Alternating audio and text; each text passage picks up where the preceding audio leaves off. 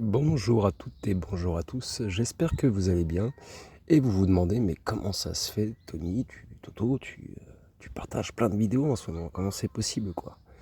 Eh bien comme je vous l'avais plus ou moins dit hein, dans un des épisodes précédents, ces épisodes ont déjà été préparés il y a très longtemps, il y a quelques mois déjà en arrière, mais j'avais jamais eu le temps de les mettre en forme et de les corriger, de les mettre en place et je ne savais pas trop quand est-ce que j'allais les poster. J'avais déjà préparé pas mal d'épisodes sur la science-fiction, hein. Je pense que vous pouvez constater dans la playlist qu'il y a quand même pas mal d'épisodes qui sont déjà présents hein, sur la science-fiction, donc j'ai fait un peu le tour de pas mal de choses. Et donc bah là, bah, vous voyez, on est vraiment sur des épisodes un petit peu qui se suivent, on va dire, il y en a presque deux, tous les 2-3 jours, un truc comme ça. Donc ça va assez vite. Et vu que c'est des articles que j'ai déjà faits, eh bien, j'économise pas mal de temps. J'ai juste un peu de montage à faire et voilà. Donc, dans les épisodes précédents, on a parlé de cyberattaques, de sécurité informatique, de surveillance globale, de désinformation, de guerre de l'information, d'opérations de contre-terrorisme. Et maintenant, on va parler de commerce d'armes international et des réseaux et des implications politiques du commerce mondial d'armes. Vous allez voir, on va pousser le sujet un peu plus loin, on va connaître pas mal de choses, il y a plein de trucs que j'ai découverts aussi. De toute façon, j'apprends plein de trucs à chaque fois que je crée ces articles. On n'est pas censé tout savoir, hein, de toute façon. En tout cas, vous allez voir, ça va être vraiment intéressant. Je vais donc commencer. Alors, je vais vous exposer tout de suite de quoi nous allons parler exactement dans cet article. Voilà, donc on va commencer donc dans la première section, donc les réseaux du commerce d'armes déjà. Ça sera déjà pas mal. On fera un gros point quand même sur les réseaux clandestins et le marché noir, hein. J'ai fait pas mal de recherches dessus. La deuxième section, ça concernera donc les implications politiques et stratégiques. Je vous prie de m'excuser si vous entendez des gens derrière. Et la troisième section se concentre sur la législation et les contrôles internationaux. La quatrième section se concentrera sur les études de cas et vous allez voir que, eh bien, on est encore dedans aussi, hein, la cocorico, quoi. On a aussi participé à un petit peu des choses pas bien. Donc je vais vous en partager pas mal, hein. Là, j'en ai retenu 10, hein, mais il y en a encore beaucoup plus. J'ai pas voulu non plus tout mettre. Et puis après, on fera une belle conclusion, une réflexion finale hein, sur le commerce international des armes. On essaiera de comprendre hein, cette complexité des régulations et puis qu'est-ce qui va se passer dans un avenir proche. Est-ce qu'on va arriver vers quelque chose de bien, de pas bien, comment ça va se passer. Voilà. Donc je vous ai fait un peu le menu, hein, donc on va commencer dès à présent. Le premier point, donc l'introduction au réseau du commerce d'armes. Allez, c'est parti. Alors, donc le commerce international d'armes, hein, donc il implique une multitude d'acteurs, allant des fabricants d'armement officiels, aux intermédiaires, aux distributeurs et aux acheteurs finaux, donc qui peuvent être des gouvernements ou divers groupes armés, hein. Ce réseau complexe, il est renforcé par des intérêts économiques, stratégiques et parfois clandestins. Donc, il y a les fabricants et les fournisseurs majeurs. Donc, les fabricants d'armes, souvent des grandes entreprises multinationales, hein, qui sont basées dans des pays hautement industrialisés comme les États-Unis, la Russie, la Chine, la France et le Royaume-Uni. Eux, en tout cas, ils dominent le marché mondial, hein. Ces entreprises, elles produisent une large gamme d'équipements militaires, pardon, et des armes légères, hein, donc ça va des armes légères aux véhicules blindés et aux systèmes de missiles avancés. Donc, par exemple, il y a des entreprises telles que Lockheed Martin et Northrop Grumman et Rosoboro Nexport qui jouent un rôle crucial dans la formation de la dynamique globale du commerce d'armes en fournissant non seulement des armes, mais aussi la technologie et le support technique nécessaire. J'ai écorché un peu les noms, mais je pense que si vous tapez ça vite fait sur Internet, vous allez trouver facilement. Ensuite, il y a les circuits de distribution. Donc, les armes sont distribuées via des réseaux complexes hein, qui incluent des contrats gouvernementaux directs, des intermédiaires autorisés et parfois des marchés noirs, hein, il faut le dire. Donc les transactions elles peuvent être régies par des accords bilatéraux ou réalisées sous l'égide de traités internationaux, mais aussi dans certains cas en dehors des cadres légaux officiels, qui alimentent ainsi des conflits non réglementés ou des violences internes dans des régions très instables. Parlons un peu du rôle des gouvernements. Les gouvernements, ils jouent un rôle double en fait dans le commerce d'armes, hein. D'une part, ils agissent comme des régulateurs et des surveillants, hein, du commerce d'armes à travers les lois et les traités. Mais d'autre part, ils sont souvent les principaux clients en fait des fabricants d'armes.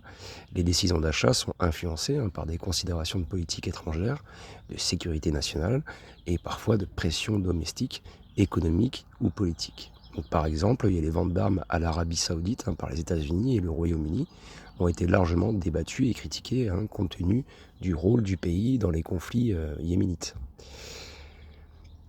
On va faire un gros point quand même sur les réseaux clandestins et le marché noir, vous allez voir, ça demande effectivement un article complet rien que pour ça, mais bon, peut-être plus tard, on verra. En gros, les réseaux clandestins de commerce d'armes, ils jouent un rôle crucial en alimentant les conflits à travers le monde, et en particulier dans des régions déstabilisées, hein, par la guerre et la corruption. Et ces réseaux profitent des failles, hein, réglementaires et des zones grises légales pour opérer en marge des systèmes officiels de contrôle des armes. Donc les marchés noirs possèdent les marchés noirs, hein, en fait, ils prospèrent là où les régulations internationales sont insuffisantes ou mal appliquées.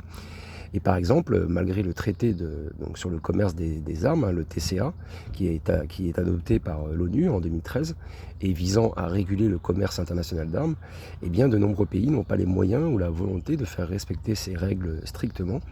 Et les réseaux clandestins utilisent ces lacunes en fait, pour transférer illégalement des armes à travers les frontières, et souvent avec la complicité de fonctionnaires, hein, corrompus. Donc, j'ai quelques chiffres, hein, pour vous et statistiques significatifs, on va dire. Selon un rapport de l'Institut international de recherche, hein, sur la paix de Stockholm, donc le SIPRI, on estime en fait que le marché noir des armes légères représente environ 10 à 20% du marché mondial des armes, et c'est évalué à peu près à un peu plus de 10 milliards de dollars annuellement. Et dans des régions comme l'Afrique subsaharienne, ces transactions illégales, bien sûr, comme vous en doutez, elles aggravent les conflits, hein, en fournissant des armes à des groupes rebelles et à des milices. Et il y a par exemple des études qui montrent que plus de 30% des armes légères en circulation en Afrique de l'Ouest sont obtenues via des canaux illicites. Alors après, il y a des cas spécifiques, hein, bien sûr, hein, en Afrique et au Moyen-Orient, donc en Afrique subsaharienne. Il y a des pays comme la Somalie et le Soudan du Sud qui ont vu des conflits internes, hein, exacerbés par un afflux d'armes provenant du marché noir. Et ces armes sont souvent introduites dans le pays par des réseaux bien organisés, hein, qui exploitent les longues frontières poreuses. Et au Moyen-Orient, par exemple, il y a des pays comme la Syrie et le Yémen aussi qui sont devenus des points chauds en fait, pour le trafic d'armes, qui alimentent en fait des guerres civiles prolongées. Et il y a des groupes comme l'État islamique, hein, qui ont souvent utilisé des armes initialement fournies à des groupes modérés, hein, par des gouvernements étrangers, mais qui ont été détournées à travers des réseaux clandestins. Donc ça a des implications globales, hein. Les répercussions de ces réseaux clandestins, elles sont profondes, bien sûr, et ça influence non seulement les zones de conflit, mais aussi la sécurité internationale. L'existence de ces marchés noirs, il complique les efforts de paix et de stabilisation, et ça pose un défi constant en fait, aux initiatives mondiales de désarmement et de non-prolifération, quoi. Donc la lutte contre les réseaux clandestins de commerce d'armes, elle exige une coopération internationale renforcée. Il faut aussi des réglementations plus strictes, hein, et un engagement continu pour le renforcement des capacités, hein, dans les régions à risque. Et aussi reconnaître et adresser les racines économiques, sociales et politiques, hein, qui alimentent ces marchés. C'est essentiel, quoi. Il faut le reconnaître. Et on va dire, c'est essentiel pour réduire l'impact destructeur des armes illégales sur les conflits globaux, quoi. Donc, sur cette première section, en tout cas, vous avez compris que le commerce international d'armes, c'est un écosystème qui est vaste et complexe et qui a des nombreux acteurs et intérêts, hein, qui sont entrelacés. Et comprendre ce réseau, en fait, c'est vraiment essentiel pour saisir les implications stratégiques et politiques du commerce d'armes, et même aussi pour envisager des solutions qui vont viser, en fait, à contrôler et à réguler efficacement ce marché global, quoi. Parlons dans la section 2 maintenant des implications politiques et stratégiques. Alors, le commerce international d'armes, donc ça joue un rôle significatif dans la diplomatie mondiale, hein, et les stratégies de défense nationale. Et les transactions d'armes, elles peuvent renforcer les alliances, elles peuvent équilibrer les pouvoirs régionaux, et elles peuvent aussi influencer les issues de conflits, hein. Donc, dans cette section, on va explorer un peu comment le commerce d'armes, il façonne les politiques internationales et les relations entre les nations. Tout d'abord, il y a le renforcement des alliances militaires. Donc le commerce d'armes, en fait, il est souvent utilisé comme un outil diplomatique pour renforcer les alliances entre les pays. Et les États-Unis, par exemple, sont le plus grand exportateur d'armes du monde, hein, et utilisent ces ventes pour maintenir et renforcer leur alliance stratégique, hein, avec des nations comme Israël, l'Arabie Saoudite et les pays membres de l'OTAN. Et ces ventes d'armes, elles s'accompagnent souvent de garanties de sécurité et de coopération militaire. Et du coup, ça crée des liens politiques et militaires profonds. Après, bien sûr, on a l'équilibrage des pouvoirs régionaux, hein, donc dans des régions comme le Moyen-Orient et l'Asie du Sud-Est, eh bien, le commerce d'armes joue un rôle crucial dans l'équilibrage des pouvoirs. Et par exemple, les pays du Golfe, hein, ils ont massivement investi dans l'armement moderne pour contrer l'influence régionale de l'Iran. Et de même, la montée en puissance militaire de la Chine, elle a poussé ses voisins, tels que l'Inde, le Japon et l'Australie, à augmenter leur importation d'armes pour sécuriser leurs frontières et maintenir un équilibre de force, quoi. Donc bien sûr, ça a des implications dans les conflits régionaux, hein. Le commerce d'armes peut également exacerber les conflits régionaux. Les armes exportées dans des zones de conflit, elles peuvent prolonger les combats, augmenter les pertes civiles et compliquer les efforts de paix. Donc, par exemple, la guerre civile en Syrie, elle a été intensifiée, hein, par des flux continus d'armes qui provenaient de diverses sources étrangères, soutenant différents groupes en conflit, quoi. C'est triste, hein. Du coup, ça demande des critiques et des controverses, hein. Il faut en parler de ça aussi. Pardon, je vous prie de m'excuser. Les ventes d'armes internationales, elles sont souvent sujettes en fait à des critiques, hein, souvent lorsque ces armes sont utilisées pour commettre des violations des droits humains. Et les critiques, elles argumentent en fait que certains pays, hein, donc, en vendant des armes à des régimes autoritaires ou des zones en conflit, deviennent complices en fait de ces abus. Et il y a des cas comme les ventes d'armes britanniques et américaines à l'Arabie Saoudite, hein, qui a été utilisée dans le conflit au Yémen, hein. Et ça a suscité des débats houleux et des appels à un contrôle bien plus strict. Vous voyez, c'est quand même compliqué, hein, les implications politiques et stratégiques, hein, du commerce d'armes, c'est tellement vaste et controversé. Alors que les nations cherchent à sécuriser leurs intérêts à travers le commerce d'armes, eh bien les répercussions de ces échanges sur la paix et la sécurité mondiale, ça reste un sujet de préoccupation internationale. La nécessité d'une régulation plus rigoureuse et d'une plus grande transparence, hein, dans le commerce d'armes, eh bien selon moi, elle est essentielle, hein, pour atténuer les effets déstabilisateurs de ce commerce sur la scène mondiale. Allez, on va faire un petit peu de législation et de contrôle international sur cette section 3, vous allez voir. Et après, on va passer à les études de cas, vous allez voir, c'est très intéressant. Donc, le commerce international d'armes, hein, il est encadré par une série de traités, de lois nationales et puis même de contrôle international qui visent à prévenir la prolifération des armes et à assurer que leur transfert ne contribue pas à la violence ou à l'instabilité. Et dans cette section, on va explorer un peu les principaux instruments législatifs et les défis qui sont associés à leur mise en œuvre. Tout d'abord, il y a le traité sur le commerce des armes, donc le TCA que je vous ai dit tout à l'heure. Donc, il a été adopté par les Nations Unies en 2013 et le traité sur le commerce des armes, c'est l'un des piliers, hein, de la réglementation internationale du commerce d'armes. Le TCA, il vise à établir des normes communes pour le transfert international d'armes conventionnelles et à empêcher et même éradiquer le commerce illicite d'armes ainsi que ainsi que le détournement. Ouais.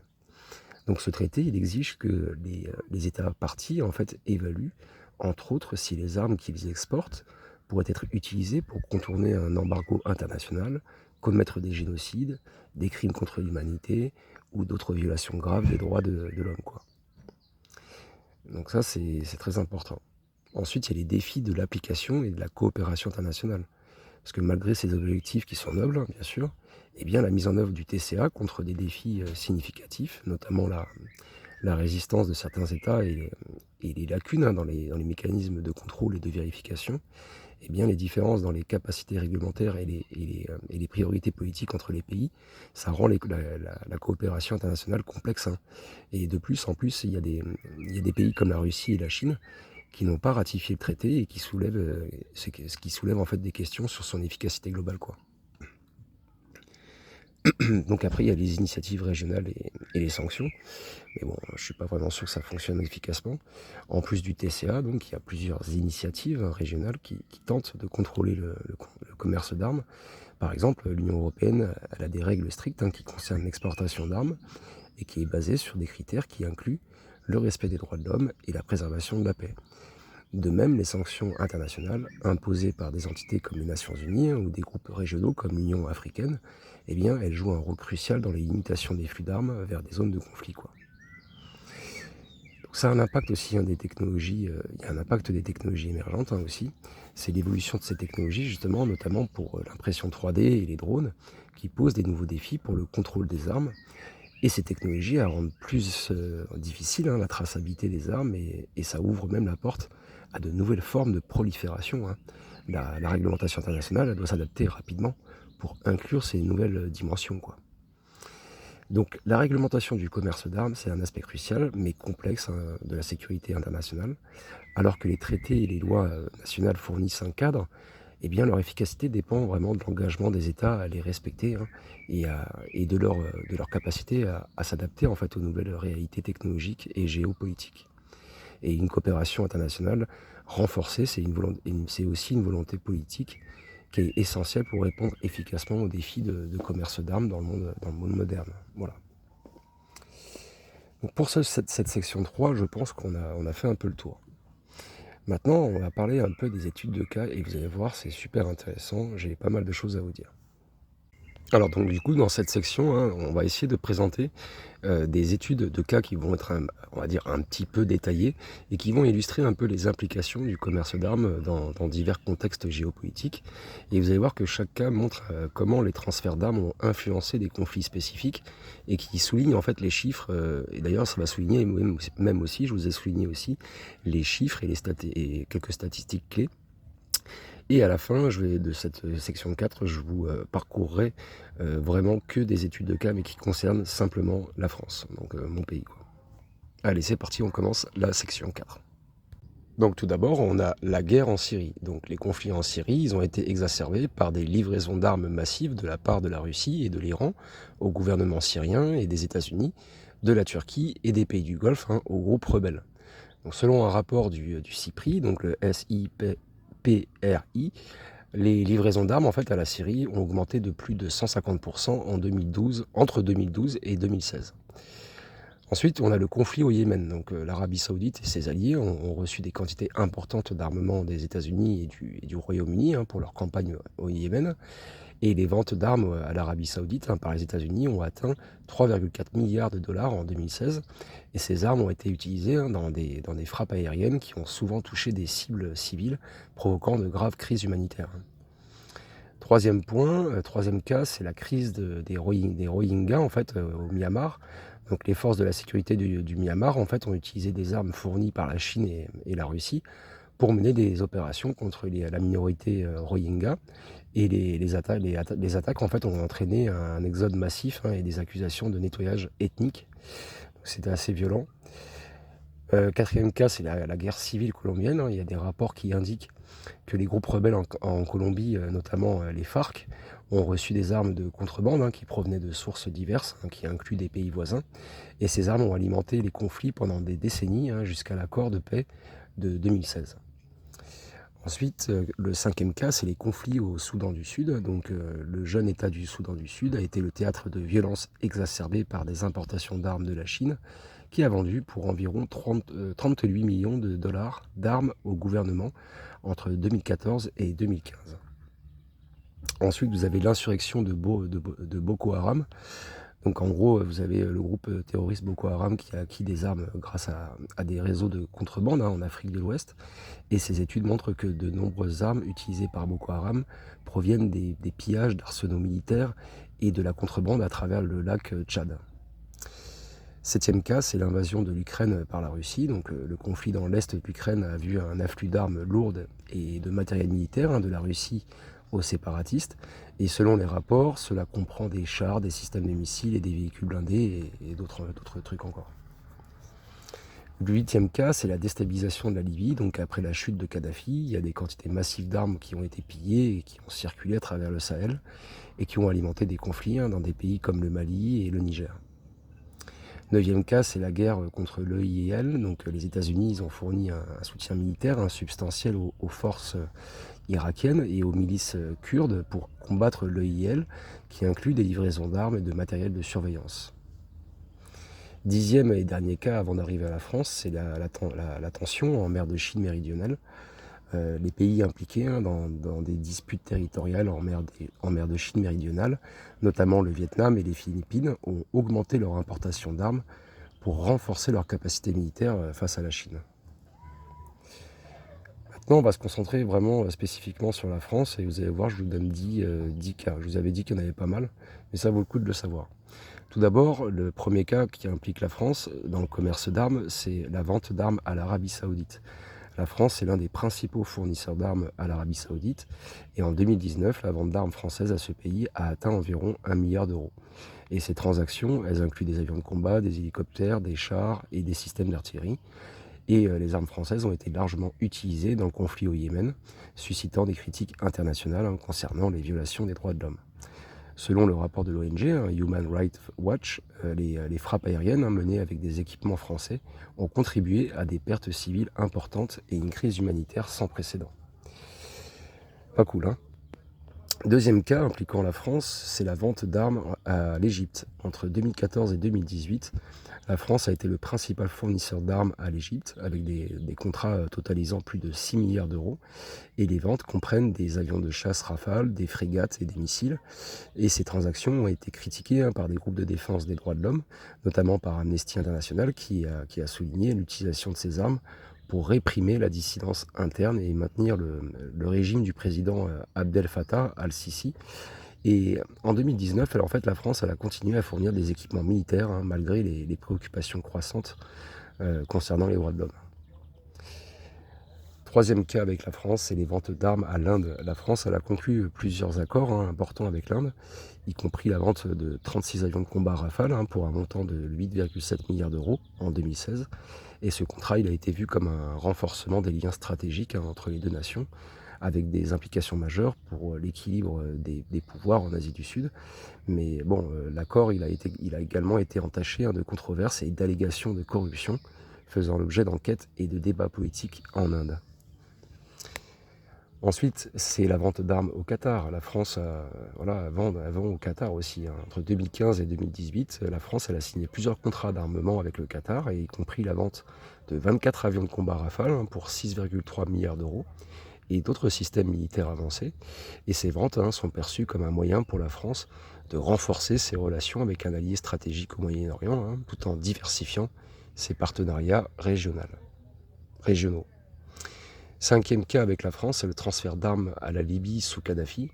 Parce qu'avant la chute du régime de Muammar Kadhafi, en fait, en 2011, la France était un fournisseur majeur d'armes à la Libye. Et les ventes, elles comprenaient des systèmes de défense aérienne et des armes légères. Et avec le début de la guerre civile libyenne, en fait, ces armes, elles ont été dispersées parmi les groupes belligérants et qui a contribué à la prolongation du conflit et à l'instabilité régionale, quoi. Donc cette situation, elle a mis en lumière les risques associés au transfert d'armes vers des régimes instables. Sixième cas, c'est l'exportation d'armes au Liban. La France elle a maintenu une relation de longue date avec le Liban en matière de vente d'armes. En 2017, il y a eu un accord de 3 milliards de dollars qui a été financé par l'Arabie Saoudite et qui a été signé pour fournir des équipements militaires à l'armée libanaise. Cependant, en raison de tensions politiques et régionales, cet accord a été suspendu et qui illustre d'ailleurs les défis de la géopolitique et du commerce d'armes, quoi. Septième cas, c'est la vente d'armes à l'Algérie. La France elle a également été un fournisseur clé d'armes à l'Algérie, avec des contrats qui totalisent plusieurs centaines de millions d'euros au cours de la dernière décennie. Et les équipements fournis comprennent des hélicoptères, des véhicules blindés et des systèmes de surveillance. Et ces ventes ont renforcé la capacité militaire de l'Algérie, mais ont aussi également suscité des inquiétudes quant à la stabilité de la région du Maghreb, quoi. Huitième cas, c'est l'exportation d'armes à la Côte d'Ivoire. Donc la France, elle a été impliquée dans des ventes d'armes à la Côte d'Ivoire pendant les périodes de tensions politiques et de conflits. Et bien que les exportations d'armes soient soumises à des embargos de l'ONU à certains moments, il y a des armes françaises qui ont été utilisées par les forces ivoiriennes, ce qui a soulevé des questions sur la conformité avec les régulations internationales, quoi. Ensuite, on a le programme d'assistance militaire au Mali, parce que dans le cadre de l'opération Barkhane, la France elle a fourni des armes et du soutien militaire au Mali pour lutter contre les groupes djihadistes dans la région du Sahel. Et cette assistance a été cruciale pour stabiliser certaines zones, mais a également révélé les complexités et les dangers de l'intervention militaire dans des conflits asymétriques. Dernier cas pour la France, c'est la vente d'armes à la Tunisie. Après la révolution de 2011, la France a signé plusieurs accords pour fournir des équipements militaires à la Tunisie, et y compris des hélicoptères, des systèmes de surveillance. Et ces ventes visaient à renforcer les capacités de la Tunisie à lutter contre le terrorisme et à stabiliser le pays post-révolutionnaire, quoi. Voilà, tout au long de ces études, en tout cas, que je vous ai montré, là, que je vous ai un peu expliqué, ça montre un peu même comment la France utilise le commerce d'armes comme un outil de politique étrangère et de stratégie militaire, avec des impacts significatifs sur les régions destinataires. Et les ventes d'armes françaises, bien qu'elles renforcent les relations bilatérales et les alliances stratégiques, elles sont également sujettes à des critiques et des controverses, et notamment en matière de droits de l'homme et de stabilité régionale. Donc ces exemples, ils illustrent un peu la nécessité de réglementation stricte et de transparence pour s'assurer que le commerce d'armes ne contribue pas à des conflits prolongés ou même à des abus des droits de l'homme, quoi. Allez, on va finir ce podcast par une belle conclusion. Je vous ai préparé ça. C'est parti. Donc pour cette conclusion, déjà, faisons une réflexion finale sur le commerce international d'armes. Donc il est un domaine à la fois crucial et controversé de la politique mondiale. Les transactions d'armement, elles ne se limitent pas seulement à des échanges économiques, mais jouent un rôle central dans la formation des alliances stratégiques, dans l'équilibre des pouvoirs régionaux et l'évolution des conflits. Et ça montre comment ces études de cas détaillés, ces transactions peuvent avoir des effets profonds et aussi dévastateurs sur la stabilité et la sécurité internationale. Ensuite, on va conclure sur la complexité des régulations. Parce que malgré les efforts internationaux pour réguler le commerce des armes, notamment à travers le traité sur le commerce des armes et diverses initiatives régionales, les défis restent nombreux. Les différences dans l'application des régulations, la corruption et l'évolution rapide des technologies militaires, ça complique la mise en œuvre des contrôles efficaces, quoi. Et l'absence d'engagement universel et les échappatoires légales permettent encore aux armes de se retrouver malheureusement entre les mains de groupes non étatiques ou dans des zones de conflit. Vers une approche éthique et responsable. Alors oui, pour atténuer les impacts négatifs du commerce des armes, il est forcément crucial que les pays adoptent des pratiques de vente d'armes plus responsables et transparentes, et ça inclut non seulement le respect des traités internationaux, mais aussi la mise en place de mécanismes de contrôle rigoureux au niveau national. Donc il faut une coopération internationale renforcée et une volonté politique nécessaire pour s'assurer que les armes ne contribuent pas à des violations des droits de l'homme ou à l'instabilité régionale. L'avenir du commerce d'armes, il dépendra de la capacité des nations à naviguer entre leurs besoins de sécurité légitimes et les impératifs éthiques de la non-prolifération, quoi. Avec l'émergence de nouvelles menaces et technologies, il est plus important que jamais de développer des stratégies innovantes pour réguler ce commerce, tout en promouvant la paix et la sécurité globale, quoi. En fin de compte, le commerce international d'armes, c'est un domaine où les décisions prises peuvent avoir des répercussions mondiales. C'est un récit en fait captivant de pouvoir et de stratégie, mais aussi terrifiant dans ses implications potentielles pour la paix et la sécurité mondiale. La vigilance constante et l'engagement international sont vraiment essentiels pour naviguer dans ce paysage complexe et pour assurer que les armes ne tombent pas entre de mauvaises mains, quoi. Voilà, j'espère que ça vous a plu en tout cas cet épisode qui était, je pense, très passionnant selon moi. C'est vraiment incroyable tout ce qu'on peut apprendre en fait. Voilà, il suffit de faire quelques recherches et je vous garantis que des fois on tombe des nues, quoi. On se dit mais waouh, tout ça, mais après c'est normal, on est dans un monde complexe, donc forcément il faut des règles complexes.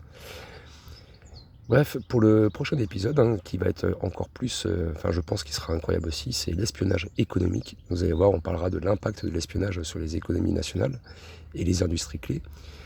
Et vous allez voir, ça va être vraiment cool. Et il y a un autre épisode que vous n'êtes pas prêts, c'est les programmes nucléaires secrets, et ça aussi c'est pas mal.